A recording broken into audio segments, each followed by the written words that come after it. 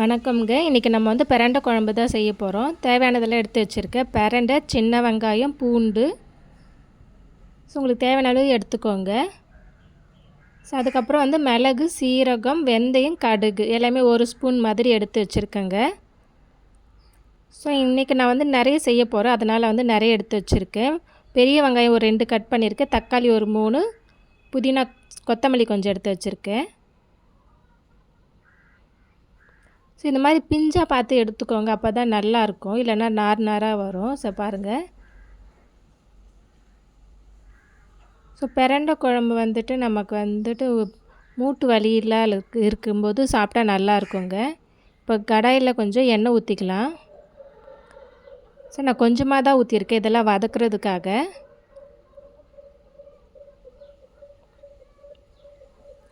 எண்ணெய் முதல்ல நல்லா காஞ்ச பிறகு நம்ம அடுத்து ஒன்று ஒன்றா சேர்த்துக்கலாங்க.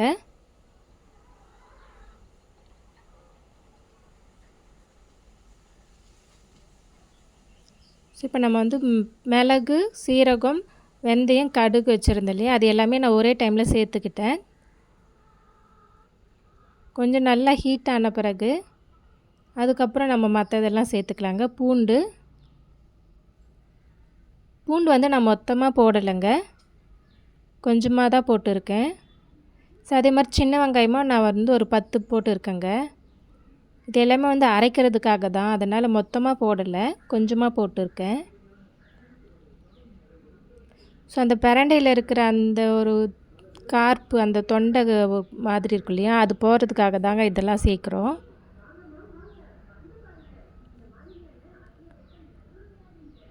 பாருங்கள், நல்லா ஒரு 2 கைப்பிடி அளவு நிறையவே எங்களுக்கு பிரண்டை கிடச்சிருக்குங்க.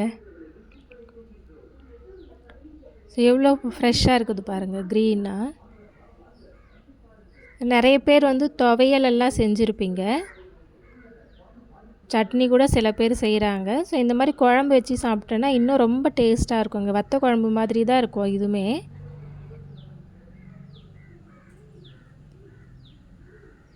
எண்ணெயிலே கொஞ்சம் நேரம் நல்லா வதக்கிட்டு அதுக்கப்புறம் நம்ம தக்காளியெல்லாம் சேர்த்துக்கலாங்க.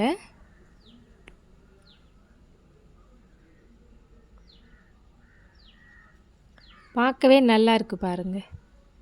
இப்போ பிரண்டைக்கு தேவையான அளவு நான் கல்லுப்பு சேர்த்துக்கிறேங்க. இப்போ நம்ம இந்த மாதிரி கல்லுப்பு சேர்த்து வதக்கும்போது அந்த தொண்டை குத்துறா மாதிரி இருக்கும் இல்லையா, பிரண்டை நார்மலாகவே கொஞ்சம் அரிப்பு இருக்கும். அதெல்லாம் போயிடும் எண்ணெயிலே இது மாதிரி வதக்கும்போது. இப்போ இதுலேயே நம்ம மிளகு, சீரகம், பூண்டு, சின்ன வெங்காயம், இப்போ உப்பு எல்லாமே சேர்க்கும்போது அந்த பிரண்டையில் இருக்கிற அந்த அரிப்பு தன்மை போயிடுங்க. இதுலேயே நம்ம தக்காளி சேர்க்க போகிறோம். அதுக்கு முன்னாடி நம்ம பெருங்காயம் போட்டுக்கலாம் கொஞ்சமாக. உங்களுக்கு கட்டி பெருங்காயம் இருந்தால் கொஞ்சமாக தேவையான அளவுக்கு போட்டுக்கோங்க.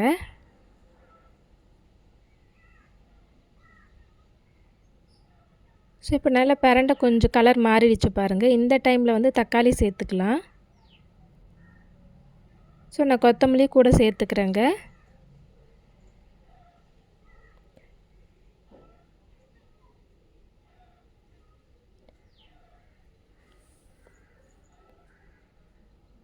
உங்களுக்கு பிரண்டை ஆல்ரெடி குக்கான கலர் தெரியுது பாருங்கள். இப்போது ஃபஸ்ட்டு இருந்த கலருக்கும் இப்போவும் டிஃப்ரென்ஸ் தெரியும். தக்காளியுமே இன்னும் ஒரு 2-3 நிமிஷம் இருந்தால் தக்காளியுமே குக் ஆகிடும். அதுக்கப்புறம் ஆற வச்சு அரைச்சிக்கலாம்.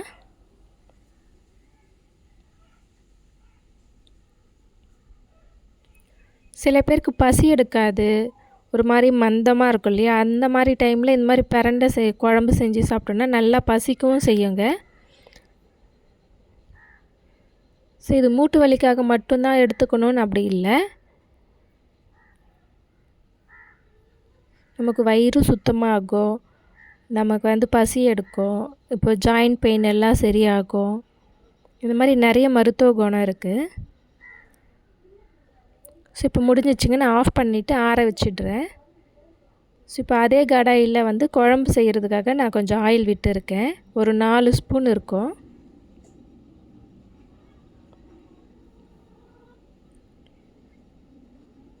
எண்ணெய் சூடு ஏறினதும் கடுகு சேர்த்துக்கலாம்.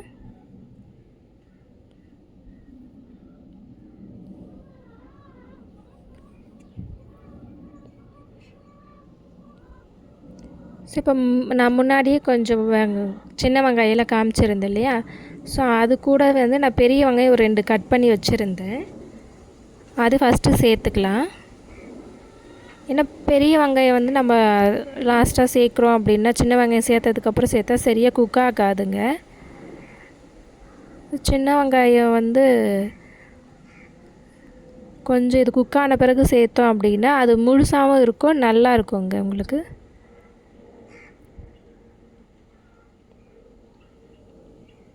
ஓகேங்க, இது கொஞ்சம் கலர் மாறிடுச்சு, உங்களுக்கு பார்த்தாலே தெரியும். இப்போ பூண்டு சேர்த்துக்கலாம்.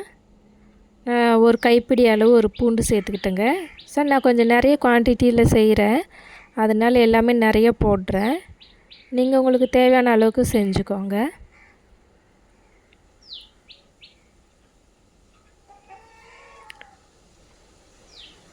ஸோ பூண்டு போட்டதுக்கப்புறம் ஒரு 2 நிமிஷம் நல்லா வதங்கட்டும். ஸோ இப்போ ஒரு கைப்பிடி அளவு கருவேப்பிலை சேர்த்துக்கலாம்.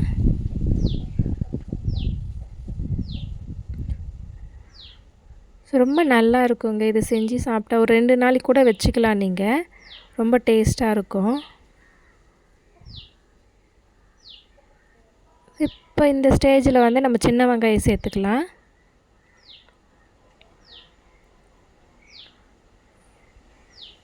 இப்போ ஒரு 3 நிமிஷம் 3லேருந்து ஒரு 5 நிமிஷம் வரைக்கும் நம்ம சின்ன வெங்காயம் நல்லா வதக்கிட்டோம் அப்படின்னா அந்த பெரிய வெங்காயமும் இதுவும் ஈக்குவலாக குக் ஆகிடுங்க.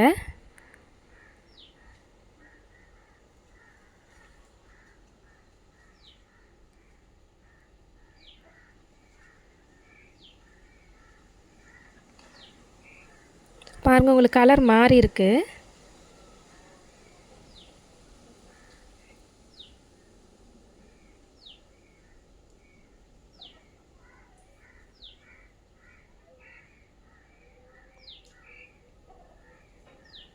ஓகேங்க, இப்போ பாருங்கள் 2 வெங்காயமே நல்லா குக் ஆகிடுச்சு.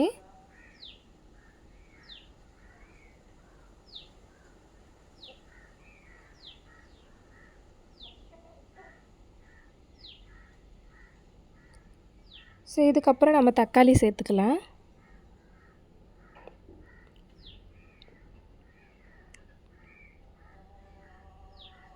ரொம்ப சீக்கிரமாகவே செஞ்சிடலாங்க, இதுக்கு ஒன்றும் டைம் எல்லாம் எடுக்காது. பிரண்டை க்ளீன் பண்ணுறதுக்கு தான் கொஞ்சம் டைம் எடுக்கும், மற்றபடி குழம்பு செய்கிறதுக்கு வந்து டைம் எடுக்காதுங்க. பிரண்டை சில பேர் வந்துட்டு கை அரிக்குன்றதுனால யூஸ் பண்ண மாட்டாங்க, பயப்படுவாங்க. க்ளீன் பண்ணும்போது கொஞ்சம் கையில் எண்ணெய் தடவிக்கோங்க. ஸோ இப்போ குழம்புக்கு தேவையான அளவு கல்லுப்பு சேர்த்துக்கிறேங்க. ஆல்ரெடி நம்ம வந்து வதக்கும்போது கொஞ்சம் சேர்த்துருக்கோம், அதனால் இப்போ நான் கம்மியாக தான் சேர்த்துருக்கேன். நீங்கள் அதுக்கப்புறம் செக் பண்ணிக்கோங்க உங்களுக்கு தேவையான அளவுக்கு சேர்த்துட்டு.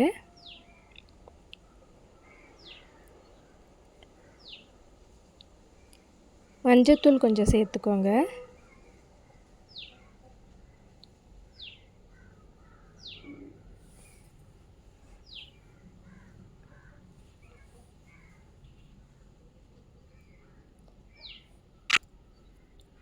பாருங்கள், பூண்டு எல்லாம் முழுசாக ரொம்ப நல்லா இருக்குங்க. அந்த குழம்புல நல்லா ஊறினதுக்கப்புறம் அந்த சின்ன வெங்காயம் பூண்டு எல்லாம் சாப்பிட அவ்வளோ நல்லா இருக்கும். அந்த பிரண்டை மசாலாவோடு சேர்த்து சாப்பிடும்போது அவ்வளோ நல்லாயிருக்கும்.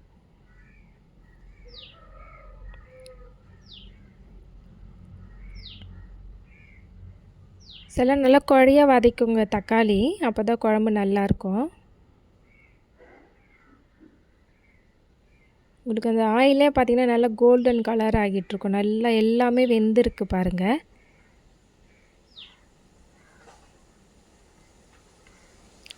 கொஞ்சம் நீங்கள் அனல் வந்து அடுப்பு சிம்மில் வச்சுக்கோங்க. இப்போ அரைச்ச விழுது சேர்த்துக்கலாம்.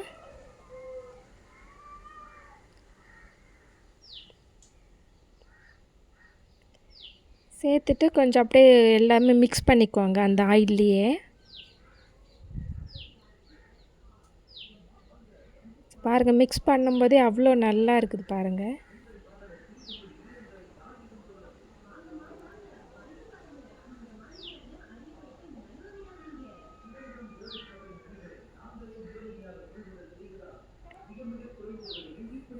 ஒரு 2 நிமிஷம் வந்துட்டு அப்படியே இந்த வெங்காயம் தக்காளி அது கூட மிக்ஸ் பண்ணி அப்படியே கொஞ்சம் லைட்டாக குக் ஆக விட்டுடுங்க.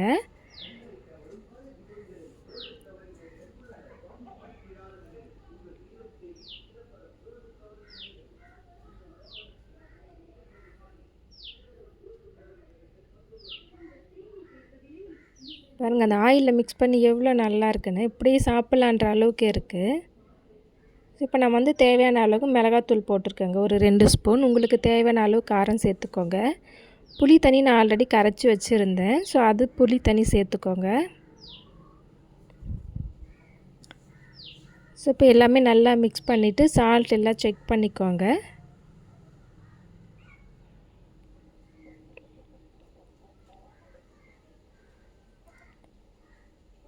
ஸோ தண்ணி வந்து ரொம்ப தண்ணியாகவும் இருக்கக்கூடாது, கெட்டியாகவும் இருக்கக்கூடாதுங்க. உங்களுக்கு தேவையான அளவுக்கு கொஞ்சம் பக்கமாக தண்ணி வச்சுக்கோங்க. இப்போ நான் இன்னும் தண்ணி கொஞ்சம் விட போகிறேங்க, ஏன்னா இது ரொம்ப திக்காக இருக்குது. ஸோ இது இன்னும் நல்லா கொஞ்சம் குக் ஆகணும் இல்லையா மிளகாத்தூள் எல்லாம். ஸோ அதனால் இன்னும் நான் ஒரு கிளாஸ் போல் தண்ணி விட போகிறேன். நல்லா மிக்ஸ் பண்ணிக்கோங்க. மிக்ஸ் பண்ணிவிட்டு அதுக்கப்புறமா செக் பண்ணிவிட்டு ஊற்றிக்கோங்க. இது பாருங்கள் ரொம்ப கெட்டியாக இருக்குது. ஸோ இப்போ நான் தண்ணி விட்டுருக்கேன் ஆல்ரெடி. பாருங்கள் இப்போ கொஞ்சம் தண்ணியாக இருக்குது. இப்போ ஒரு 5 நிமிஷம் கொதிச்சுது அப்படின்னா நல்லா கரெக்டான பக்குவத்துக்கு வந்துடும். ஸோ இப்போ கொஞ்சம் நேரம் மூடி வச்சிடலாம். மூடி வச்சுட்டு கொஞ்சம் மிதமான தீயிலேயே குக் ஆகட்டும்.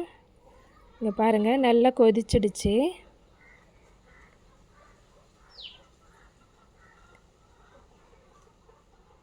ஸோ இடையில இந்த மாதிரி கொஞ்சம் கலந்து விட்டுக்கோங்க.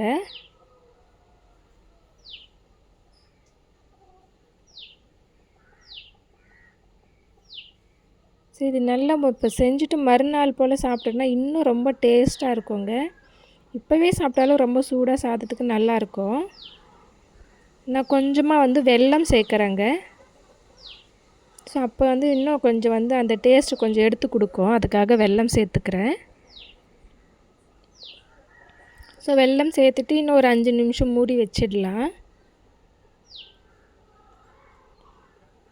ஸோ இப்போ பாருங்கள் நல்லா கொதிச்சிடுச்சு பாருங்கள். இப்போ குழம்பு ரெடி ஆகிடுச்சு.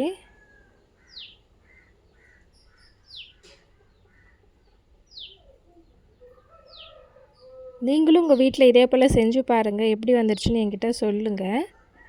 உங்களுக்கு பிரண்டை கிடைக்குதுன்னு அடிக்கடிக்கு இந்த மாதிரி குழம்பு செஞ்சு சாப்பிடுங்க.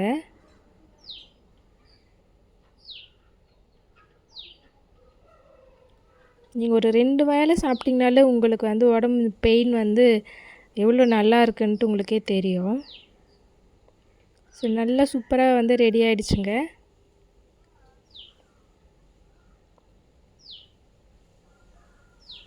இப்போ வந்து ஆஃப் பண்ணிக்கலாங்க. ஆல்மோஸ்ட் ரெடி ஆகிடுச்சு ஃபுல்லாக. இப்போ ஆஃப் பண்ணிவிட்டு அப்படியே விட வேண்டியதாக ஒரு 5 நிமிஷம் மாதிரி. அதுக்கப்புறம் சாப்பிட்டோம்னா நல்ல டேஸ்ட்டாக இருக்குங்க. இது ஒரு 2-3 நாள் கூட நம்ம வச்சு சாப்பிட்லாங்க. வெளியே கூட வச்சுக்கலாம், ஃப்ரிட்ஜில் தான் வைக்கணும்னு இல்லை, கெட்டு போகாது, நல்லாயிருக்கும். இப்போ குழம்பு ரெடி ஆகிடுச்சுங்க. நீங்களும் உங்கள் வீட்டில் செஞ்சு பாருங்கள், எப்படி வந்துச்சுன்னு என்கிட்ட சொல்லுங்கள். என்னோடய சேனலை ஃபஸ்ட் டைம் பார்க்குறீங்கன்னா சேனலை சப்ஸ்கிரைப் பண்ணுங்கள். மறக்காமல் பக்கத்தில் இருக்க பெல் ஐக்கானை கிளிக் பண்ணிவிடுங்க, அப்போ தான் அடுத்தடுத்த வீடியோ வரும். லைக் பண்ணுங்கள், ஷேர் பண்ணுங்கள். என்னோடய சேனலை பார்த்ததுக்காக ரொம்ப தேங்க்ஸுங்க. நீங்களும் இதே போல் ஹெல்த்தியாக சாப்பிடுங்க, ஹாப்பியாக இருங்க. டேக் கேருங்க, பாய்ங்க.